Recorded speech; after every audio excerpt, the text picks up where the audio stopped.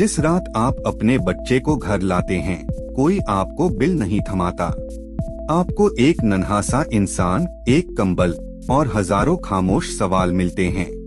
और दिमाग के किसी कोने में एक सवाल सबसे ज्यादा गूंजता है, क्या मैं सच में इसका खर्च उठा पाऊंगा?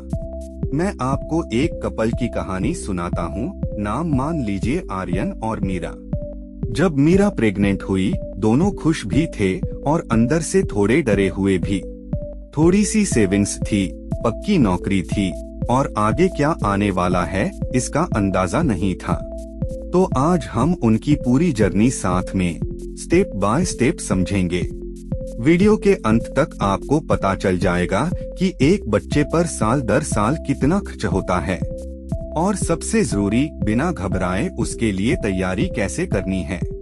डराने वाले नंबर्स से नहीं, बल्कि एक शांत सच्चे प्लान से जिसे आप फॉलो कर सकें। चलिए उस सच्चाई से शुरू करते हैं जो लोग खुलकर बोलने से डरते हैं। एक बच्चे को पालना आपकी जिंदगी की सबसे बड़ी फाइनेंशियल जिम्मेदारी में से एक है। ये एक बड़ा बिल नहीं है, ये कई सालों तक चलने वाली एक धीमी लगातार धारा है। और जैसे जैसे बच्चा बड़ा होता है, इसका रूप बदलता रहता है।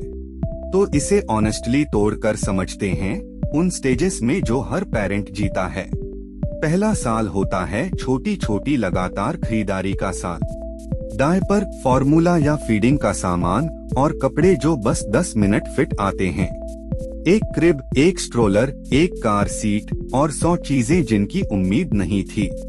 अलग अलग देखें तो हर चीज छोटी, लगभग बेकसूर लगती है, लेकिन मिलकर ये इतनी तेजी से जुड़ जाती हैं कि कोई पहले नहीं बताता।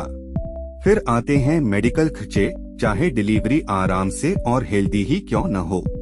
चेकअप्स, वैक्सीनेशंस और कभी कभी रात की क्लिनिक की भागदौड़। आर्यन और मीरा देखकर हैरान रह गए कि पहला साल कितनी तेजी से जेब खाली कर गया। फिर आते हैं टॉडलर के साल, लगभग 1 से 5 साल तक। डायपर धीरे धीरे कम हो जाते हैं, पर नए खर्चे उनकी जगह ले लेते हैं।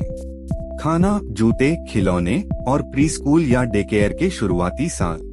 अगर दोनों पेरेंट्स काम करते हैं तो चाइल्ड केयर आपका सबसे बड़ा खर्च बन सकता है।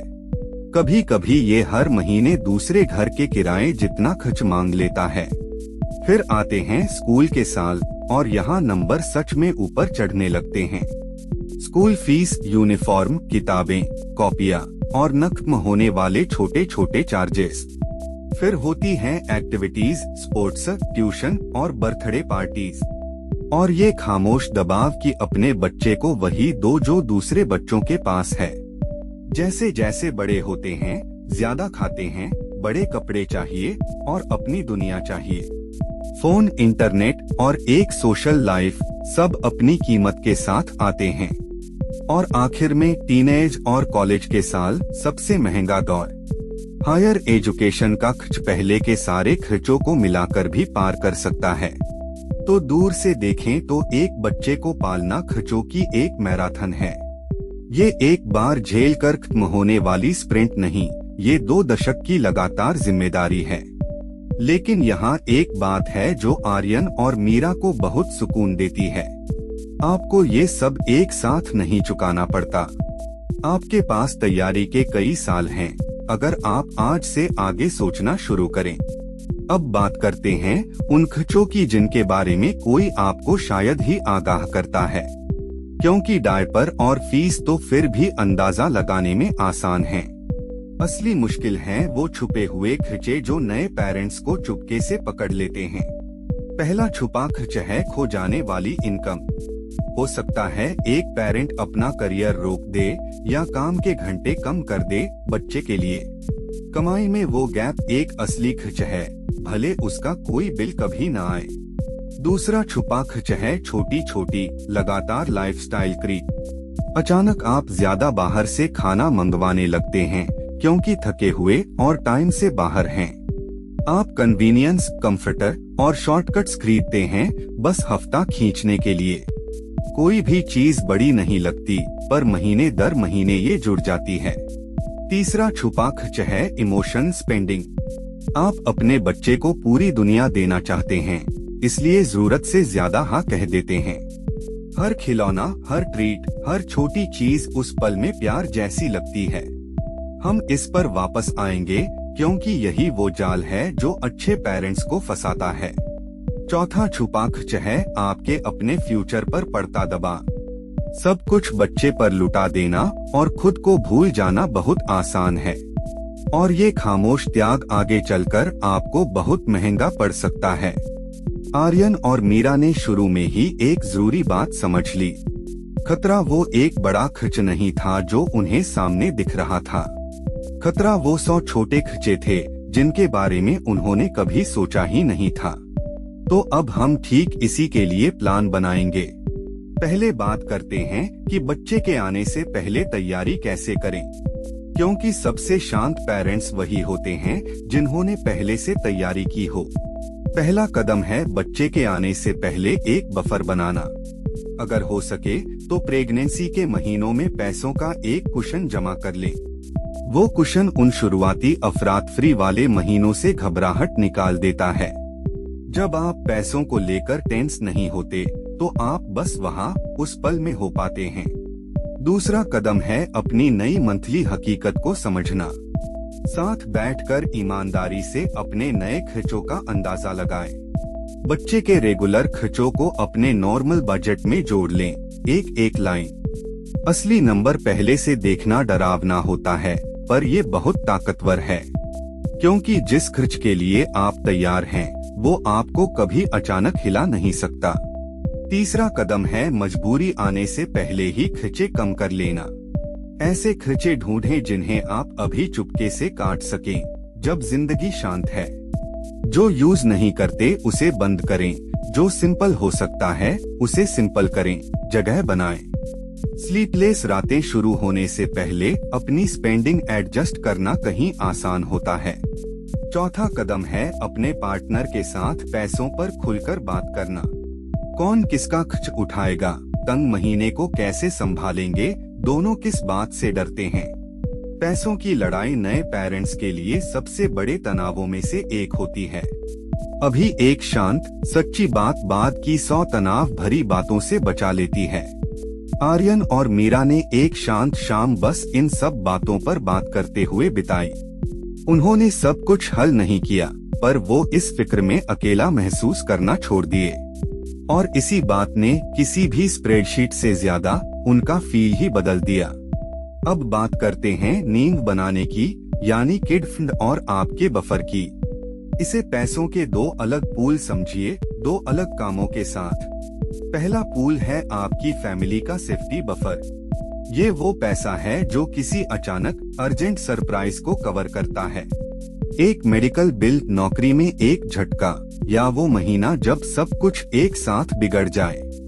बच्चे से पहले बफर फायदेमंद होता है, पर बच्चे के साथ ये जरूरी है, नॉन नेगोशिएबल, क्योंकि अब एक नन्हा इंसान है जो इस पर टिका है कि आप टूट न जाएं। कोशिश करें कि धीरे धीरे इतना कुशन बनाएं जो कुछ महीनों के खर्चे उठा सके। इसे रातों रात नहीं बनाते, इसे एक एक पक्के डिपॉजिट से बनाते हैं। दूसरा पूल है खुद किड फंड। ये वो पैसा है जो खास तौर पर आपके बच्चे की बढ़ती जरूरतों के लिए रखा जाता है।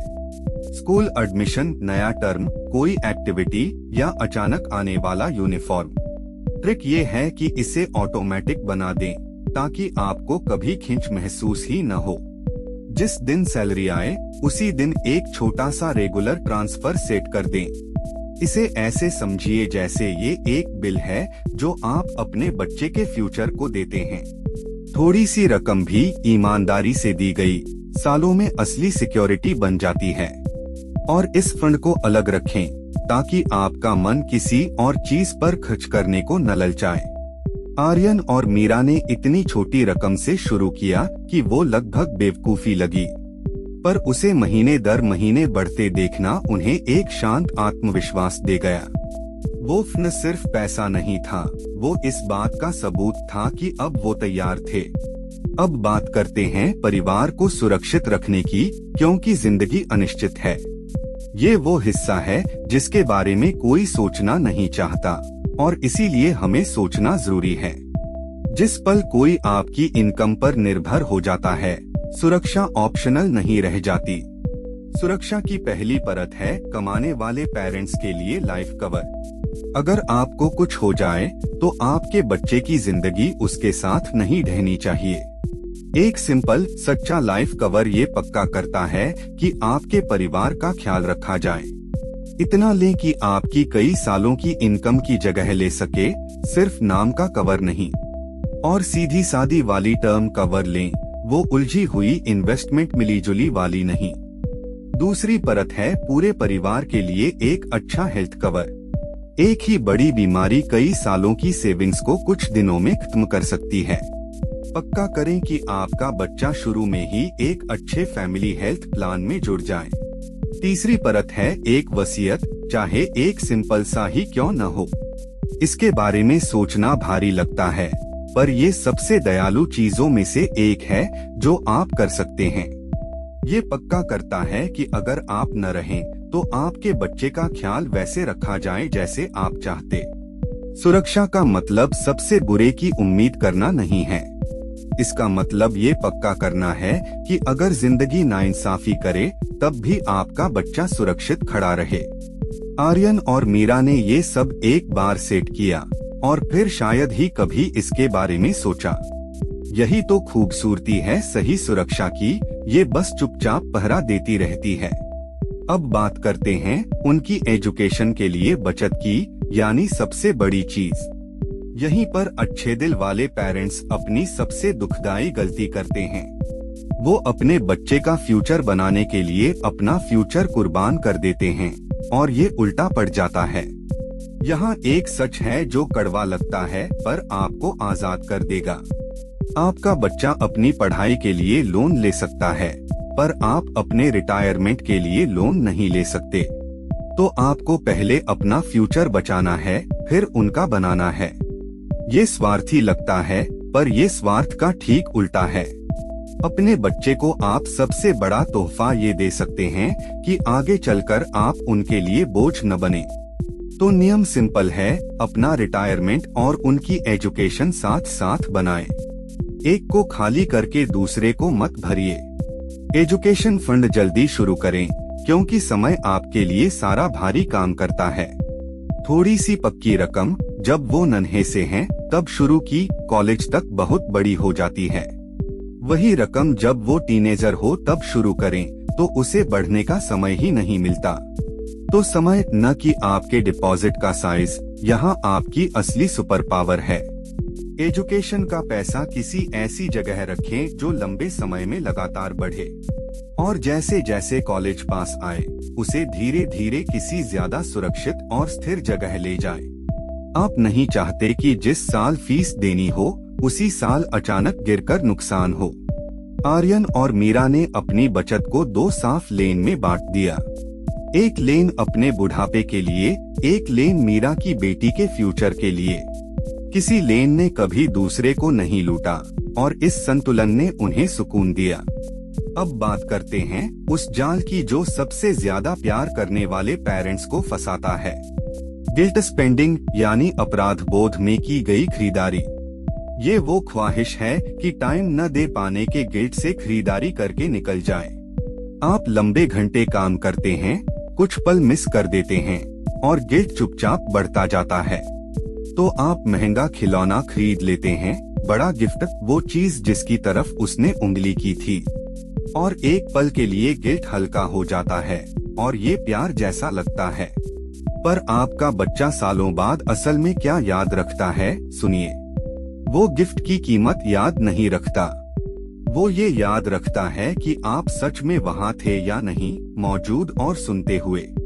एक बच्चे को कमरे की सबसे महंगी चीज नहीं चाहिए, उसे आपका ध्यान चाहिए, आपका समय चाहिए और आपकी स्थिर शांति चाहिए। गिल्ट स्पेंडिंग उस खाली जगह को नहीं भरती, ये बस आपका वॉलेट खाली करती है।